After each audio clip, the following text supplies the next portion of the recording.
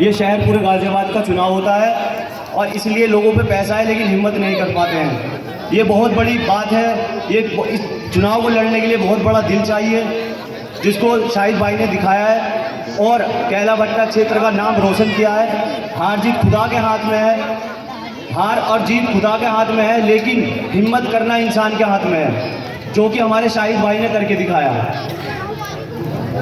हमारी कौम अन्य पार्टियों में बटी हुई है। कोई कांग्रेस का झंडा लेके घूम रहा है, कोई समाजवादी का झंडा लेके घूम रहा है, कोई बसपा का झंडा लेके घूम रहा है और हम टुकड़ों में बटे हुए हैं। लेकिन अब वक्त आ गया है कि हम एक छत के नीचे आए और हाथ से हाथ मिलाकर अपनी पार्टी MIM को मजबूत करें और बैरिस्टर ओवैसी साहब को मजबूत करें। वो वक्त चला गया जब हमने शोषण सहा और दूसरों की गुलामी करी, दूसरों के कुर्सियां बिछाई, दूसरों की दरी बिछाई और हमें क्या मिला? आज आप खुद देख रहे हैं हमारे मुसलमानों क्या हालात हैं। कोई हमें अपने साथ बिठाने के लिए तैयार नहीं है। गुजरात चुनाव पे आप पूरा देख लें, इतनी बड़ी बड़ी सभा हो रही है लेकिन कोई मुसलमान टोपी वाला या दाढ़ी वाला उनके मंच पे नहीं बैठ सकता। ये ओवैसी साहब हैं जिनका हाथ पकड़कर हम मंच पे भी आ सकते हैं और आप मुझे जीता जागता सबूत देख सकते हैं। मेरी उम्र भले ही छोटी, आप लोगों में तजुर्बा कम है और अनुभव भी कम है और आप लोग मुझसे ज़्यादा जानते हैं, लेकिन मुझे ओवैसी साहब ने और माननीय अध्यक्ष जी ने इस काबिल समझा कि मुझे MIM का विधानसभा अध्यक्ष बनाया।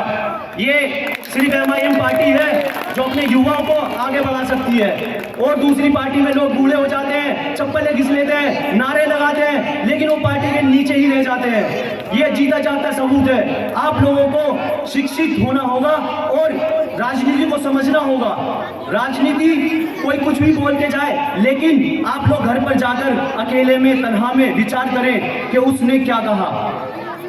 राजनीति ही ऐसी चीज है जो आपको राजनीति में भी भागीदारी दिलाएगी और सरकारी योजनाओं में और सरकार में भी हिस्सेदारी दिलाएगी। हमारे जितने भी विधायक हैं, जब NRC लगी कोई नहीं बोल पाया क्योंकि उनके ऊपर उनका अध्यक्ष किसी और कौम का है। ये हमारा बहुल मुस्लिम क्षेत्र होने के कारण भी यहाँ से हमारे ओवैसी साहब की पार्टी की एक भी सीट नहीं निकल पाती। ये कमी हम लोगों में है, क्योंकि यहाँ पे कुछ लोग ऐसे हैं जो समाजवादी में हैं, कुछ लोग ऐसे हैं जो कांग्रेस में हैं। लोगों का दिमाग डिवाइड करते हैं। ये हमें समझना होगा। हम कब तक दूसरों की गुलामी करेंगे? हमारे ओवैसी साहब, बैरिस्टर साहब पढ़े लिखे, शिक्षित और हिंदुस्तान के दूसरे बैरिस्टर हैं। आज बाबा साहब भीमराव अम्बेडकर ना होते तो जैसे दलितों का शोषण हो रहा है ऐसे होता रहता, लेकिन दलितों ने उनकी एकता को समझा, उनकी विचारों को समझा और आज दलित सबसे ज्यादा SI है, SP है, DSP है, DM है। आज लोग जो उन्हें अपने पास बिठाने से डरते थे आज उन्हें सुलीट मारते हैं। वो एक शिक्षा की बात है और संगठन की बात है। हमें भी एक संगठन में मजबूत होना होगा।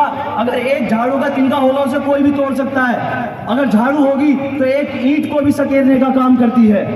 ये आप लोगों को समझने की जरूरत है। खासतौर से जितने भी मेरे यहाँ युवा, मेरे साथी, मेरे भाई बैठे हुए हैं, इन लोगों को समझने की जरूरत है। राजनीति में आओ, आप सब राजनीति को बारीकी से, गहराई से समझने की कोशिश करो कि हमें किस तरह धकेला जा रहा है। कोई सपा का, कोई बसपा का, कोई कांग्रेस का, हमारा उसमें कोई वजूद नहीं है। आप लोग ओवैसी साहब को मजबूत करें और MIM पार्टी को यहाँ से क्षेत्र से और हमारे शाहिद भाई को, मेयर प्रत्याशी को ज़्यादा वोट जिताने की अपील करता हूँ और उन्हें जीत के यहाँ से भेजने की अपील करता हूँ। ये सब आपके हाथ में है। आप लोगों का तहे दिल से शुक्रिया अदा करता हूँ। आप लोगों ने इतनी संयम से मेरी बातों को सुना, मैं बहुत तहे दिल से शुक्रिया करता हूँ। अस्सलाम वालेकुम। यूसुफ भाई आए, 2 मिनट में अपनी बात खत्म करें।